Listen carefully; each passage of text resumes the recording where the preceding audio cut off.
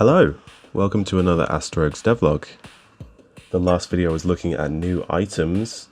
This one's going to be a bit different. I'm going to look at what's happened since the game launched in early access in October and catch up on what's happened in a whole year of development.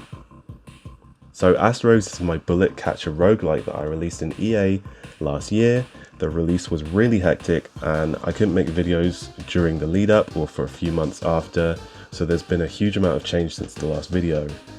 There's no way that I can fit this all into one video, so I'm going to use this one to focus on the big overarching changes, and later videos will look at new content.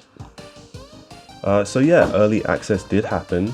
It's my first time releasing anything on Steam, which is awesome. Most stressful day of my life. There was a ton of bug fixing and I'm really glad that people were patient and didn't review bomb me before I could fix most of them.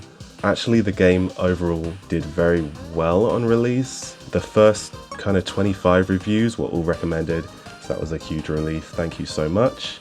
But that does not mean the game was perfect by any means. One thing that I noticed from Discord as well as Steam stats is that the game was insanely hard on release.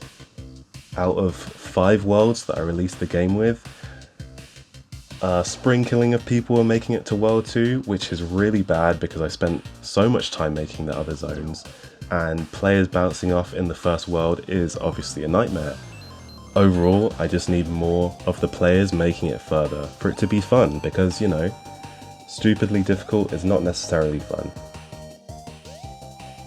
What I decided to do was I split the game into regular and hard mode. Spoilers, the hard mode is just what I launched regular mode at currently, and I'm now making a easier version to make the regular mode. And in regular mode, the enemies are going to spawn with different behaviors. For instance, this infamous bubble enemy, now when it fires a bubble that explodes, that explosion now creates way fewer bullets. So it's a lot easier to dodge, and the giant spam from a fair few bosses also gets dialed down now. The way enemies get spawned into the room is also completely reworked, because a lot of people gave feedback that the end of the first world was already ramped up in difficulty too high. Past the mini-boss, the enemy pool changes and it immediately gets way stronger, while before the mini-boss is limited to just 3 enemies. So for 8 rooms that can also get super repetitive. I had to do some research on how to do it properly. I ended up watching and recording how Enter the Gungeon spawns its enemies, and I noticed its first floor is actually really easy, but it doesn't feel boring to watch. Here's an example of the first floor clear in Enter the Gungeon. You can see it mostly limits rooms to 1 to 3 different enemy types, with 2 being very common. And it never really ramps up to difficult, but because it limits itself to a small number of enemy types, each room has a more distinct feel, and I think people are more entertained by the switch up in behaviour rather than difficulty. And I think that's a really great thing for an early floor. My floors would ramp up in difficulty and not only be too hard, but it would also start to feel like they were repeating rooms because the random assortment of one of each enemy would end up playing very similarly. All of the different enemy patterns would kind of end up merging into unrecognizable noise. So this is what I changed it to. I made it more common for the room to only spawn a limited number of enemies. So now they focus more on being unique to each room rather than ramping difficulty. I also shortened the world length from 16 rooms to 12, which feels a lot better in my opinion, especially now that the game is getting longer and there's now 6 worlds to play through. Another thing I wanted to take from Enter the Gungeon was to have enemies in the room when you arrive.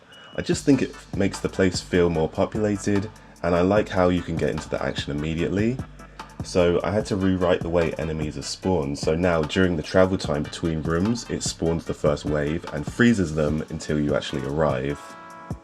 Since the enemies have these designated spawn locations in the room, I had to write some code so they wouldn't appear in the same spot. It would be fine if they were meteors dropping down, but because there's an instant spawn now when you arrive, they would clip into each other.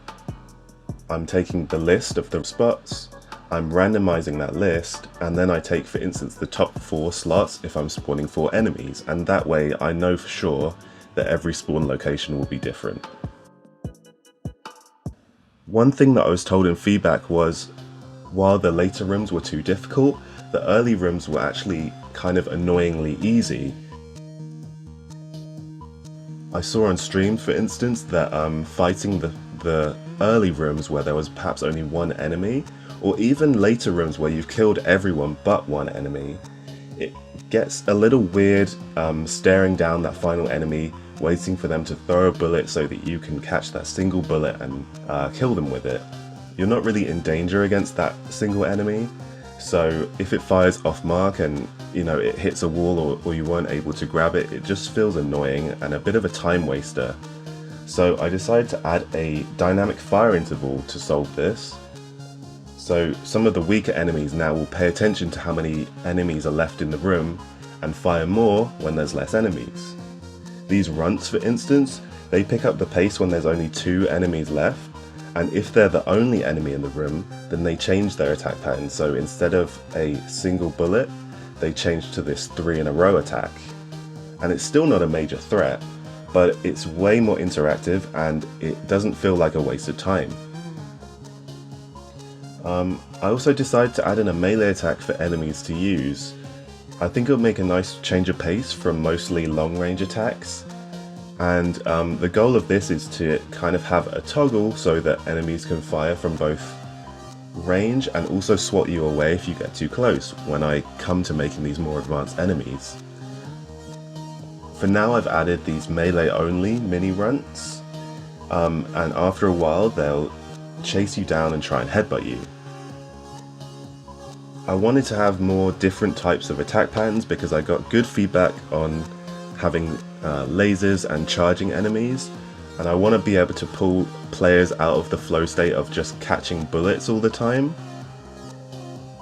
Another thing that I'm doing to switch things up is I've been adding variations to attacks of older units. So for instance, these cluster bullets can now explode into 3 different patterns.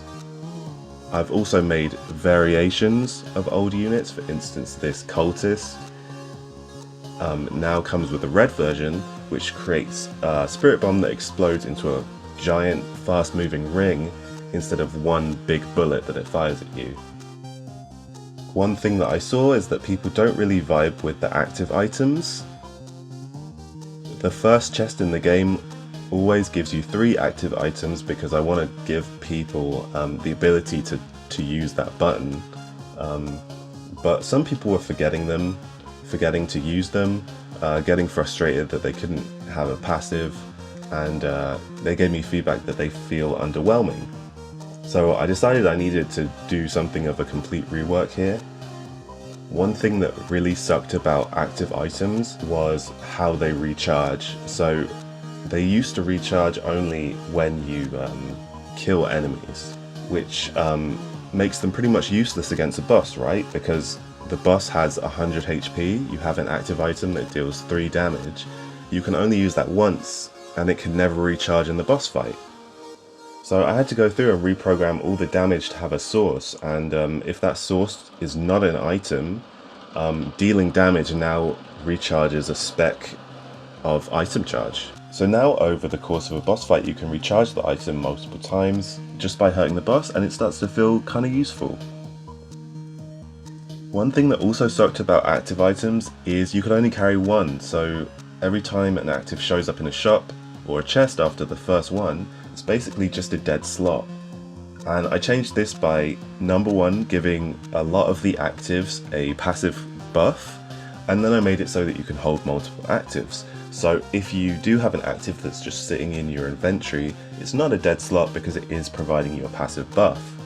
You can swap between them, and there's also a shop where you can now sell them. Overall, I'm pleased with the changes that were made. The game is a lot easier, but I also think it is a lot more fun, and there's always space to ramp up difficulty with the cursed items and also later stages. There's some other big changes added, but I think I'll split those into a separate video.